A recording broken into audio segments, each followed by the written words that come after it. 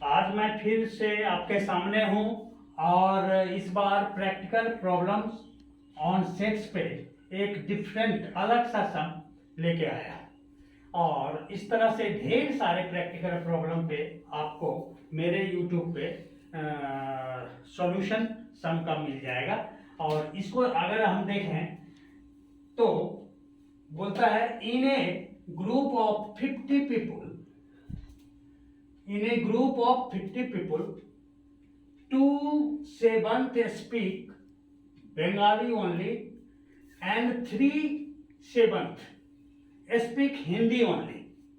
If 20 people speak none of these languages, अब देखिए जैसे ही आपने देखा होगा ग्रुप वैसे ही समझ में आया होगा कि ये जो है प्रॉब्लम है आपका ए यूनियन बी, लेकिन जहां आप आगे बढ़े और जैसे लिखा हुआ है if 20 people speak none of these languages, इसका मतलब जो है कि हिंदी और बांग्ला के अलावा कुछ ऐसे भी लोग हैं, वो गूंगा तो नहीं है लेकिन कुछ और बोलते हैं, वो आदमी भी इस ग्रुप में है। इसका मतलब वो एन ए यूनियन बी को रिप्रेजेंट नहीं कर रहा है ये सम।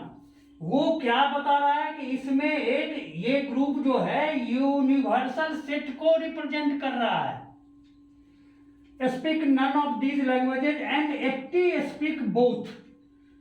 80 स्पीक बोथ मतलब बंगाली भी बोलता है और हिंदी भी बोलता है। तो find using Venn diagram the total number of people in the group. तो अब हम समझ गए कि ये ग्रुप जो है यूनिवर्सल सेट को रिप्रेजेंट कर रहा है और उसी का नंबर हमको पूछ रहा है। तो हम मान लेते हैं let number of people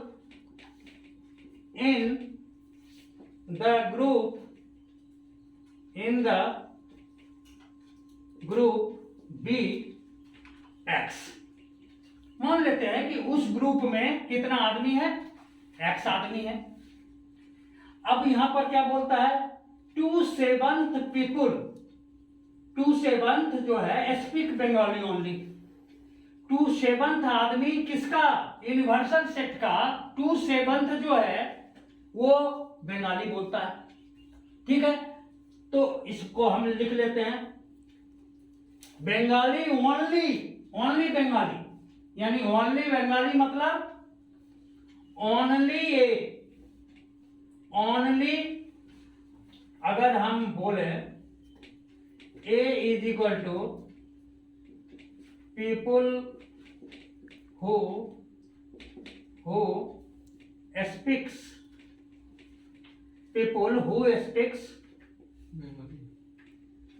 Bengali and B is equal to क्या, पीपल हु स्पीक हिंदी।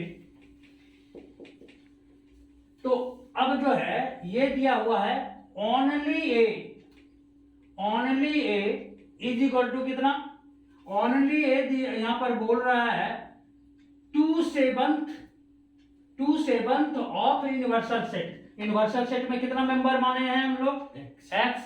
तो only A is equal to 2x/7, हाँ या ना।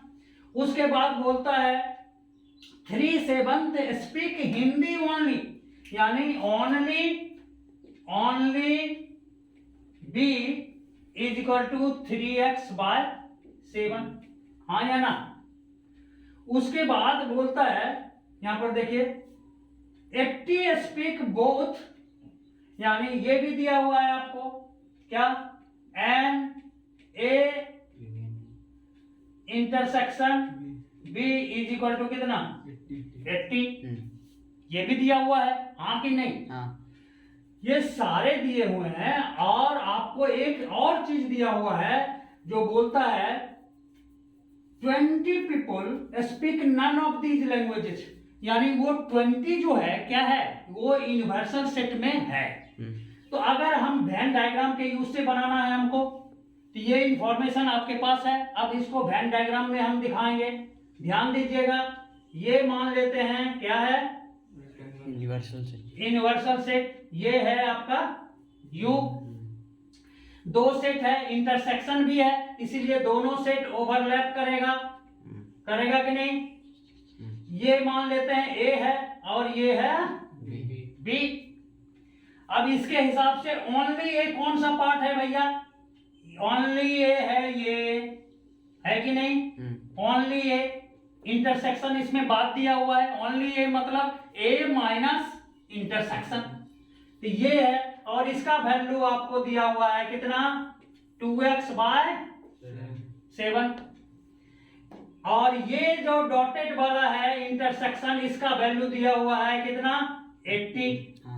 ये है आपका एन ए इंटरसेक्शन बी। और ओनली बी दिया हुआ है 3x, ये ओनली बी है, ये दिया हुआ है कितना, 3x/7। और बोलता है 20 जो है ना हिंदी बोलता है ना बंगला बोलता है, बोलता कुछ जरूर होगा, तो वो जो है इस दोनों में नहीं है, इस तीनों में नहीं है, ओनली ए में भी नहीं है, ओनली बी में भी नहीं है, और इंटरसेक्शन में भी नहीं है। तो वो है कहाँ, यूनिवर्सल सेट में, ये 20 दिया हुआ है। अब यही सारा लेके तो ये ग्रुप बना है कि नहीं बना है, हाँ या ना। तो अब अगर हम इसको नोट करना है, नोट कर लीजिए, मिटा देता हूं मैं। अब अगर हम वेन डायग्राम को ध्यान से देखें तो ये है आपका 2x/7। अब सब चीज हमारे पास है, तो वेन डायग्राम से एज पर वेन डायग्राम हम क्या लिख सकते हैं, 2x/7 प्लस कितना, 3x/7 plus N A intersection B का वैल्यू कितना दिया हुआ है, 80 प्लस यूनिवर्सल सेट में कितना बचा हुआ है, 20। ये सब मिला के हमने एज्यूम किया था कि यूनिवर्सल सेट में कितना एलिमेंट है, x, नहीं इज इक्वल टू x के। अब इसको हम सॉल्व कर सकते हैं कि नहीं कर सकते हैं, हाँ, सारा x है, सारा x है। तो इसको 1 मान लीजिए, इसको 1 मान लीजिए, एलसीएम कितना हो जाएगा, 49, 7 एलसीएम 49 कैसे पढ़ोगे 11 में, हैं 7। तो अब ये हो गया कितना, 2x plus 3x plus 560 plus 140 is equal to x। Cross multiply कर दीजिए, ये हो गया 2 3 5x प्लस ये हो गया कितना, 600 700 नहीं 700/7, ये इज इक्वल टू, इसको क्रॉस मल्टीप्लाई 7x, हाँ है ना, हाँ। कोई दिक्कत। अब 7x को अगर हम लोग 2x = 700 हो जाएगा, 2x = 700 2x = 700, therefore x = 700/2, that is 350। यानी उस यूनिवर्सल सेट में कितना आदमी था, 350 था। समझ में आया कि नहीं। ऐसे सम को आप फार्मूला से भी बना सकते हैं, तो ट्राई करना, अगर नहीं बने तो फिर कमेंट बॉक्स में कमेंट करना, मैं बताऊंगा। हाँ, समझ में आया कि नहीं, आया कि नहीं, चलो ठीक, थैंक यू।